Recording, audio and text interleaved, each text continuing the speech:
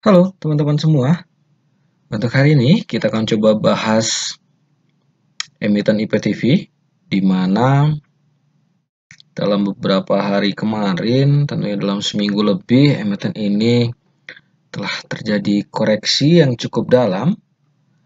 Pada tanggal 14 bulan 1 kemarin, emiten ini sempat naik 3% di harga 97 dan terkoreksi di harga closing hingga di 90. Kita lihat untuk chart weekly-nya, emiten ini telah terkoreksi hingga 25% dengan volume transaksi yang telah terjadi kenaikan dibanding dengan volume transaksi di minggu yang sebelumnya. Dan kita lihat secara monthly, emiten ini telah terkoreksi hingga 46% dari 168. Untuk transaksi yang seperti ini, teman-teman, kita akan coba pastikan emiten ini IPO-nya ternyata IPO di harga 240, di mana emiten sendiri corporate action-nya hanya ada warrant sama RUPS, belum pernah memberikan dividen, dan kepemilikan saham emiten ini 60% dimiliki oleh PT Global Mediacom Tbk. Masih merupakan emiten kepemilikan dari grup Haritanu. Kita lihat di sini untuk analistiknya, ya, dalam 19 hari emiten ini telah terkoreksi hingga minus 84%. Itu terhitung dari tanggal 15 di bulan Desember hingga tanggal 14 Januari kemarin. Hanya dalam 3 hari saja naik 2,77%. Kita kembali lagi ke chart, teman-teman. Untuk transaksi yang seperti ini, sebenarnya teman-teman bisa mengambil momentum, di mana emiten ini pada tanggal 13 sempat koreksi dan naik hingga 7%. Biasanya emiten yang seperti ini esok harinya, seperti yang teman-teman lihat di tanggal 13, emiten ini mampu naik hingga 3%. Saya tidak tahu apakah 98 itu banyak terjadi transaksi, tapi dengan candle hijau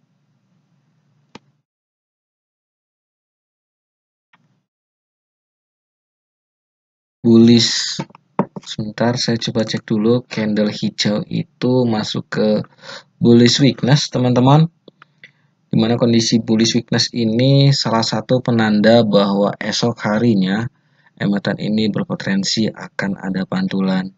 Dan kita lihat ternyata pada tanggal 14 emiten ini naik hingga 3 hingga 4%. Apakah benar-benar terjadi transaksi? Kita bisa lihat di sini bahwa memang benar, teman-teman, ada transaksi di 95 hingga 98. Bukan seperti lompat kodok seperti yang teman-teman ketahui. Emiten ini benar-benar ditransaksikan di zona hijau di 95 hingga 98. Lalu untuk selanjutnya, teman-teman, emiten ini kan tadi saya bilang bahwa IPO price-nya saja di 240 dan kondisi sekarang sudah berada di 90, di mana menurut saya teman-teman ada potensi untuk bisa melakukan transaksi hit and run di emiten ini ketika emiten ini terjadi transaksi seperti pada tanggal 13 bulan 1 tahun 2022. Teman-teman hanya tunggu momentum seperti ini lagi, dan untuk kondisi yang sekarang pada tanggal 14 ini, teman-teman tidak disarankan untuk melakukan transaksi, apalagi emiten ini dalam kondisi yang masih bearish, mana closingnya di minus 4%. Kita tunggu teman-teman. Memang volume transaksi sudah cukup baik. Di minggu yang sekarang ini, kita akan lihat transaksi yang akan terjadi di minggu depan ini atau Senin hingga Jumat ke depan. Kita tunggu teman-teman.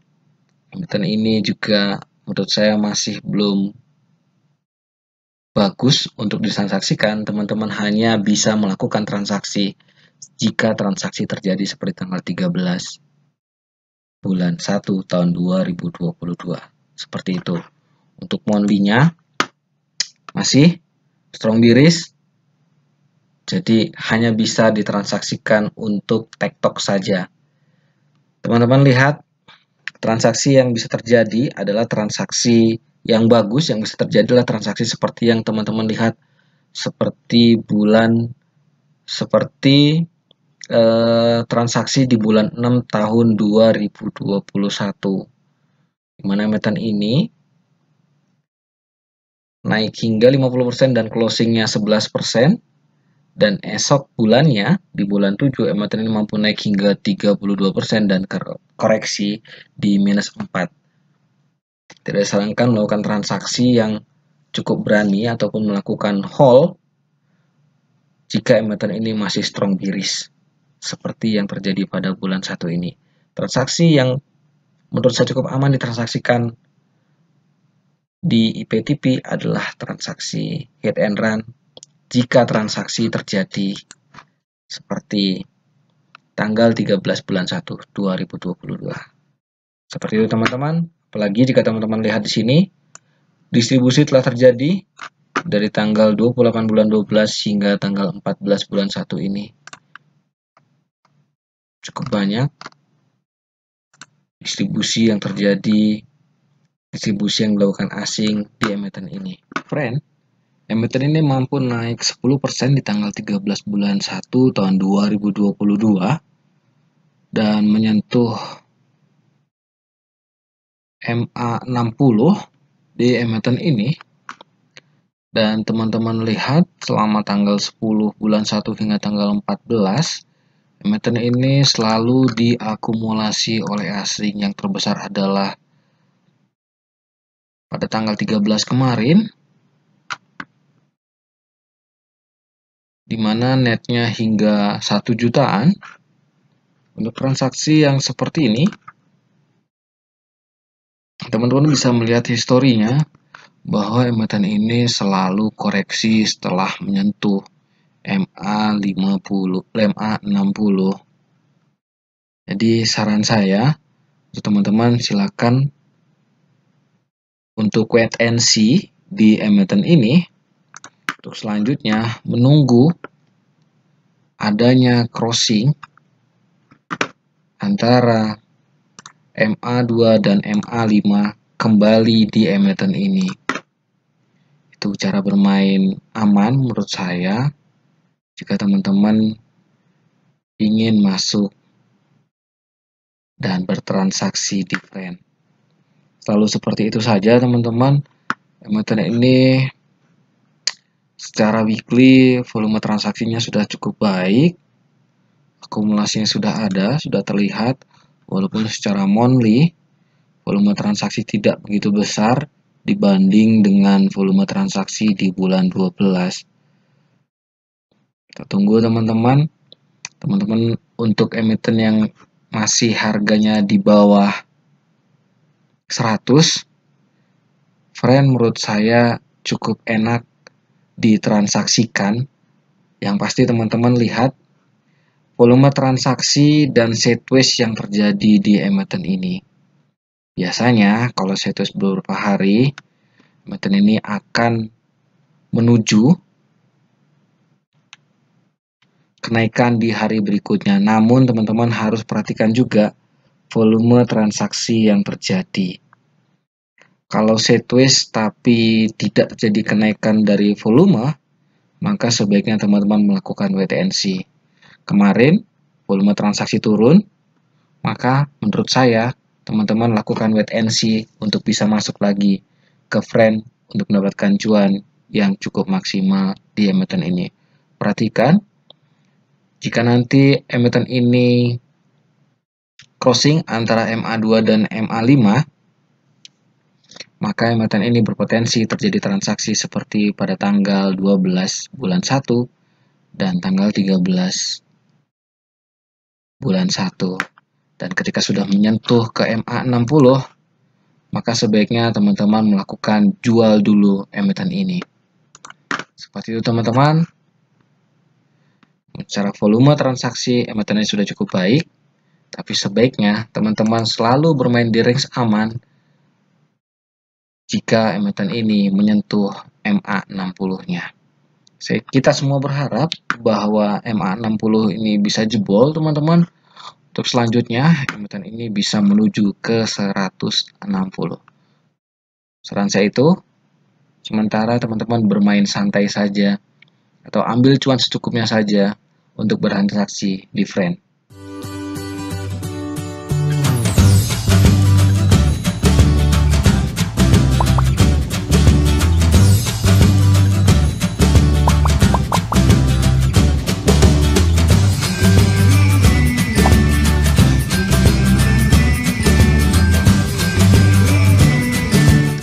Tapi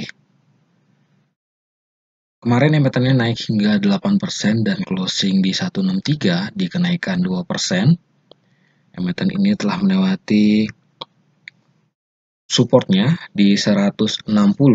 Mohon maaf, maksudnya adalah resistannya di 160, dan kini 160 tersebut telah menjadi titik support untuk emiten ini. Jika besok transaksi di hari Senin emiten ini mampu closing di harga di atas harga 160, maka emiten ini menurut saya berpotensi akan menyentuh ke MA16-nya, yang mana kurang lebih berada di harga 175.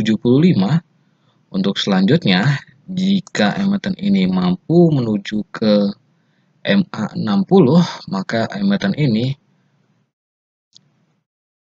menurut saya akan uptrend dan berpotensi menyentuh resistan di 222.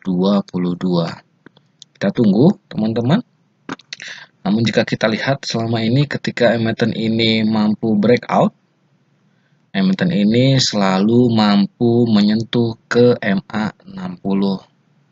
Dan esok harinya emiten ini mampu naik lagi hingga 5%-an untuk selanjutnya koreksi di hari tersebut. Jadi teman-teman kalau mau bermain di BAPE, teman-teman bisa memasang target di garis MA60-nya. Dan jika gagal, teman-teman bisa mengambil garis di MA16. MA16 menurut saya sebentar lagi akan tersentuh di sekitaran 177. Kita akan tunggu teman-teman, karena sejauh ini emiten ini hanya menyentuh di 172. Dalam 2 hari, harga tertingginya selalu di 172. Kalau kita lihat volumenya, memang tidak begitu lebih baik daripada volume transaksi yang terjadi di tanggal 13. Tapi karena memang resistannya sudah ditembus, biasanya emiten ini berpotensi menuju ke garis MA selanjutnya. Semoga teman-teman garis MA60 bisa ditembus, sehingga emiten ini berpotensi akan uptrend. Harap bersabar. Secara weekly, volume transaksi sudah lebih baik dibanding dengan volume transaksi di weekly yang sebelumnya, di mana volume transaksi di minggu awal emiten ini hanya sekitar 5 juta lembar. Di minggu yang berikutnya atau minggu kemarin 8 juta lembaran. Secara bulanan memang tidak lebih baik, tapi biasanya ketika emiten ini memiliki volume transaksi yang tinggi di bulan sebelumnya, ada potensi emiten ini mampu naik di bulan di bulan sebelumnya, maka biasanya emiten ini mampu naik di bulan berikutnya. Kita lihat di bulan sebelumnya emiten ini naik hingga 36%, dan di bulan 1 ternyata emiten ini tidak mampu naik setidaknya 10%. Hanya naik 4%, lalu emiten ini terkoreksi kembali. Ke titik terendahnya sempat menyentuh di 147. Menurut saya kalau teman-teman mau besok ingin mengakumulasi, salah satu emiten yang saya rekomendasikan adalah BAPE, Bank MNC Internasional. Kita lihat teman-teman, semoga besok ada pantulan. Setidaknya emiten ini mampu menembus ke MA16-nya. Jadi teman-teman bisa ambil cuan secukupnya di situ. Untuk selanjutnya wait and see, menunggu transaksi yang terjadi di hari Selasa.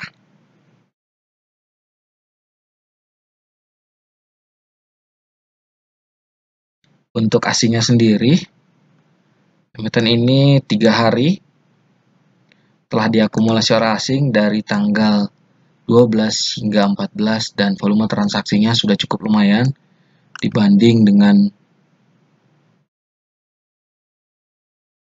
volume transaksi yang terjadi di bulan-bulan sebelumnya. WG, emiten ini mampu naik hingga 0,54 di 187, nggak begitu banyak transaksi yang terjadi, dan emiten ini koreksi ke 183 minus 1,61 dan mampu closing di 168, kembali ke 0%-nya teman-teman. Ya, teman-teman lihat bahwa emiten ini kembali sudah diakumulasi netnya sebesar kurang lebih 5.000 dalam 2 hari ini di tanggal 13 hingga tanggal 14 ini. Lumayan. Untuk kemarin memang sudah menyentuh Bollinger Band-nya, titik terendah Bollinger Band, dan emiten ini terkoreksi hingga 0,55 di tanggal 13 dan mampu naik hingga ke 186, di mana emiten ini mampu nembus harga resistannya, yang mana resistan emiten ini berada di 185. Kita tunggu lagi teman-teman untuk transaksi esok hari. Apakah emiten ini mampu terus naik di atas MA5? Untuk selanjutnya, target selanjutnya tentu emiten ini menuju ke MA16. Sejauh ini sih saya lihat teman-teman, jika melihat koreksi yang terjadi, emiten ini hanya menyentuh di MA16 lalu selanjutnya terkoreksi. Kita lihat jika memang volume transaksi emiten ini kembali meningkat, menurut saya dalam bulan ini, di bulan 1 ini, emiten ini mampu menuju ke 196. Untuk selanjutnya, menurut saya, emiten ini akan lanjut, apalagi jika kita lihat MA 160-nya saja sudah berada di bawah MA 60, yang menandakan emiten ini sudah cukup terkoreksi selama 160 hari ini.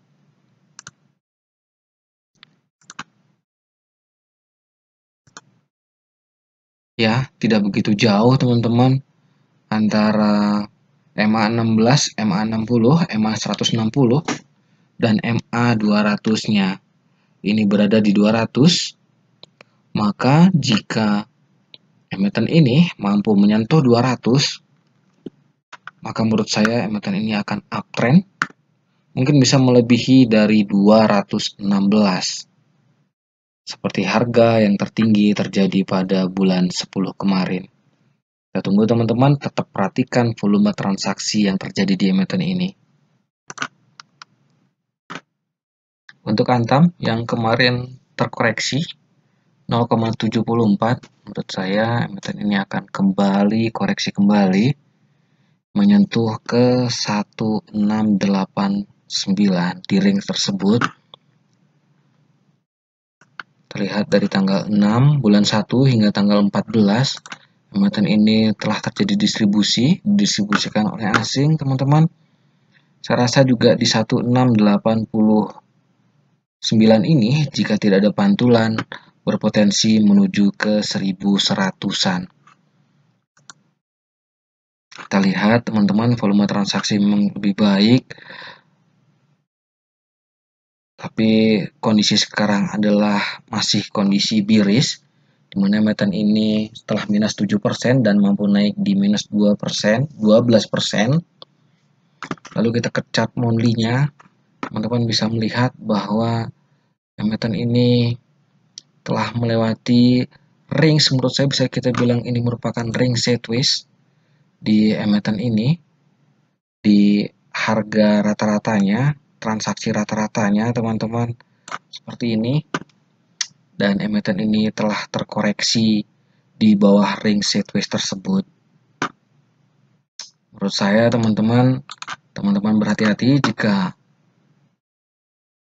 bertransaksi di Antam, dan memang secara monthly emiten ini telah menyentuh low Bollinger Band. Jadi menurut saya akan ada sedikit pantulan yang akan terjadi di emiten ini, tapi akan jauh lebih dominan untuk bearish yang akan terjadi di emiten ini. Secara chart monthly, memang teman-teman bisa melihat bahwa kenaikan yang cukup banyak telah terjadi dari awal, dari pertengahan bulan, di bulan 6 tahun 2020 hingga di bulan 1 tahun 2021. Hati-hati bertransaksi di Antam, kenaikannya juga sudah cukup lumayan. Jadi teman-teman sebaiknya mencari emiten lain. Kalaupun ingin masuk, ambil momentumnya saja. Teman-teman bisa melihat kalau teman-teman punya datanya, teman-teman bisa membuka aplikasi trading ekonomik, di mana teman-teman perhatikan market untuk komoditi timah yang ada di situ. Jika terjadi kenaikan yang cukup dominan, maka teman-teman bisa ambil momentum untuk melakukan buy and sell di Antam. Menurut saya seperti itu, teman-teman, bermain momentum saat terjadi kenaikan harga timah. Medco emiten ini telah minus 2% di tanggal 14 kemarin dan mampu closing di minus 1,26 di 472.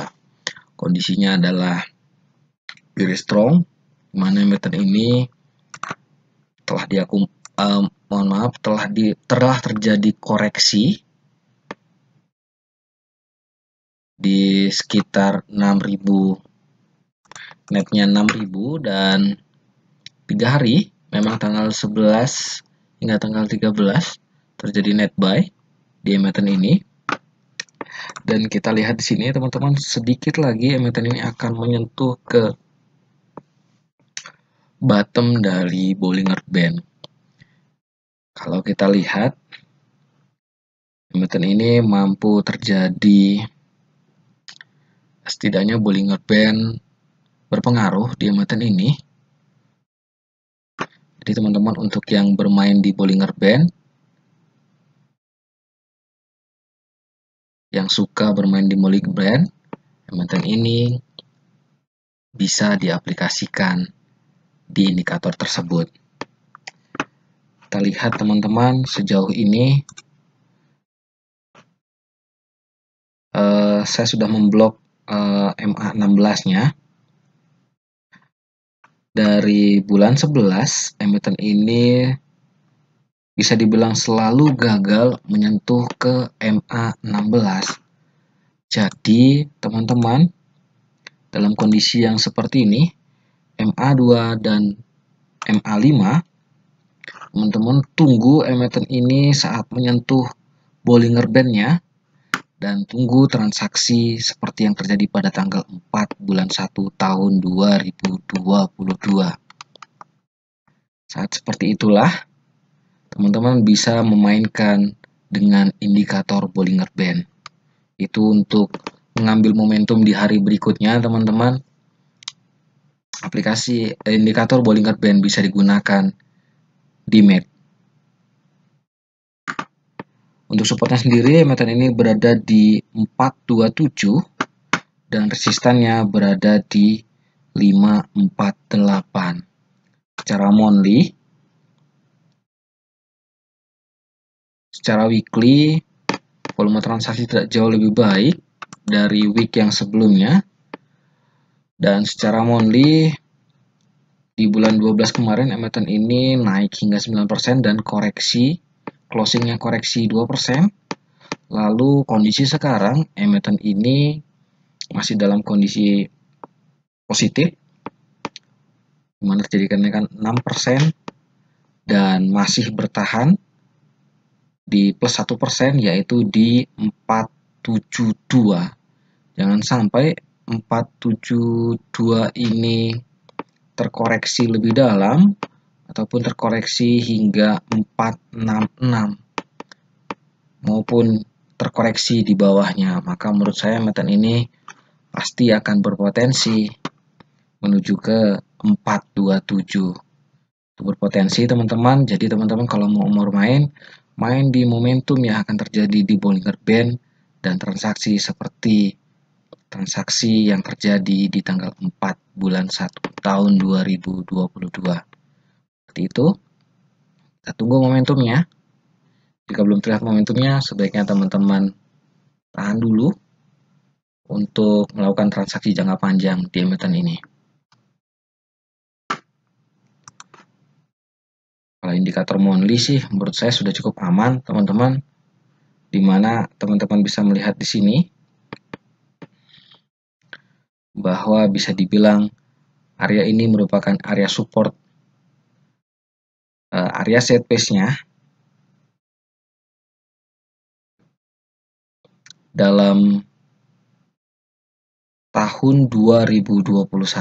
HSI, kalau kita lihat teman-teman pada tanggal 5 bulan 1 tahun 2022 kemarin, emiten ini telah menyentuh MA 200-nya, yang mana garis putus-putus ini, dan esok harinya tanggal 6 bulan 1 terjadi pantulan. Dan terus sampai tanggal 13 kemarin, dan menurut saya koreksi yang terjadi pada tanggal 14 bulan 1 tahun 2022 merupakan koreksi sehat yang terjadi di emiten ini. Dan kita lihat terjadi akumulasi net buy oleh asing sekitar 23.000. Jadi menurut saya emiten ini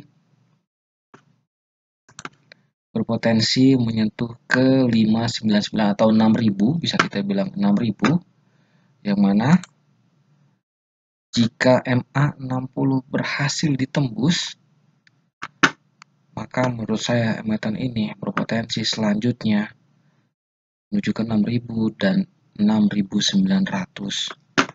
Jika kita lihat lagi teman-teman,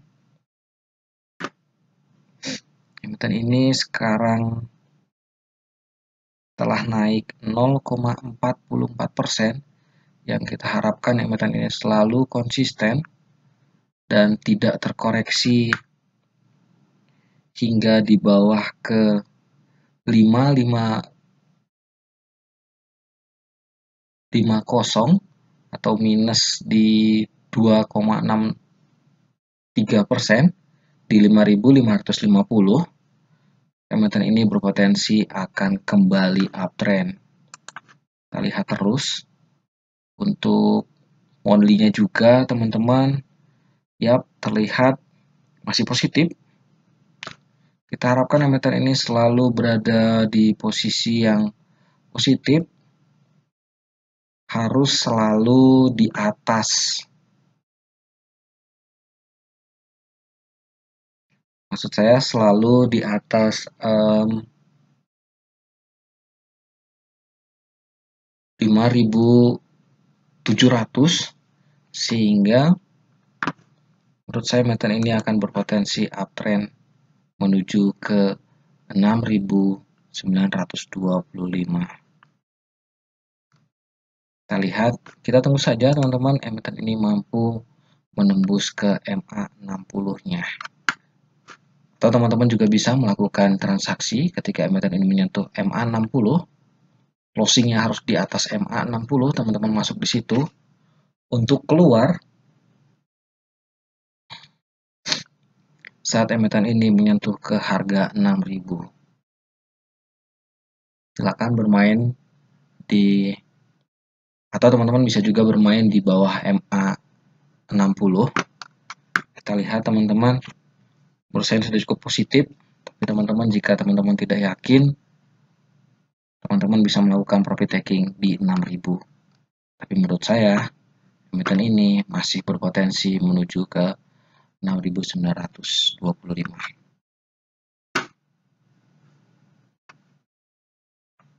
Kita lihat SI sendiri cukup sehat. Satu tahun itu selalu memberikan 2 kali dividen, yang mana tahun 2021 kemarin di bulan 4 dan bulan 10. Kemarin banyak transaksi terjadi di 5725 ERAA, Era Jaya Swasembada. Emiten ini mampu naik hingga 7% di 595, dan closingnya hanya di 570, hanya terjadi kenaikan 2,7%. Emiten ini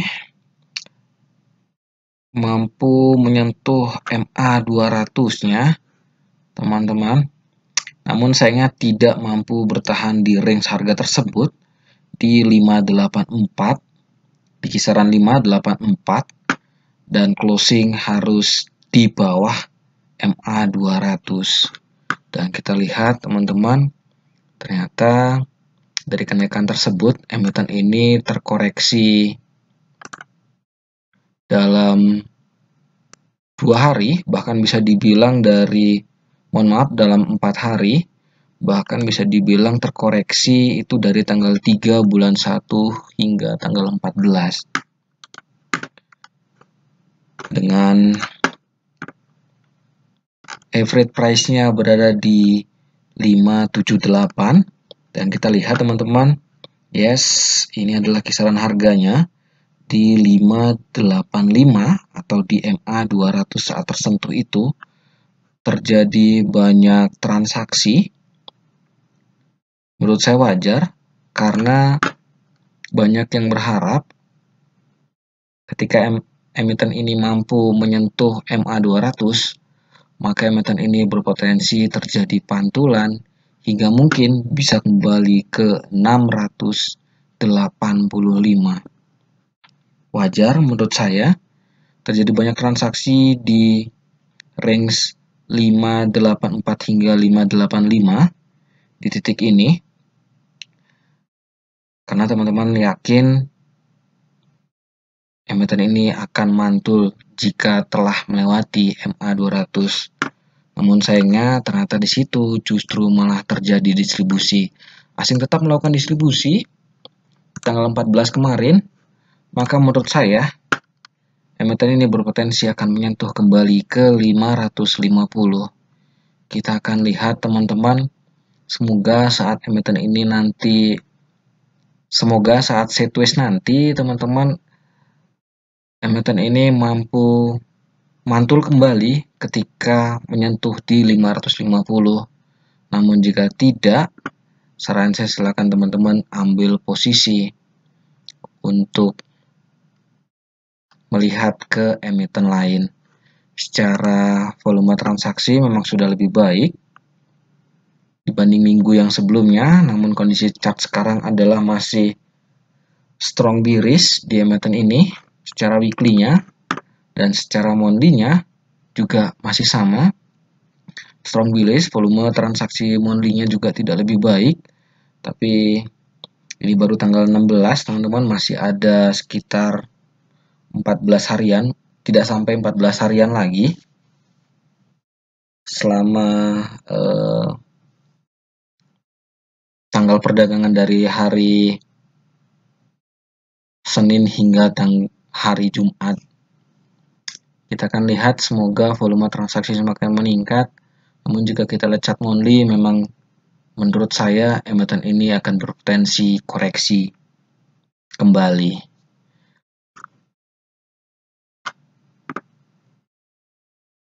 Menurut saya RA tidak begitu menarik.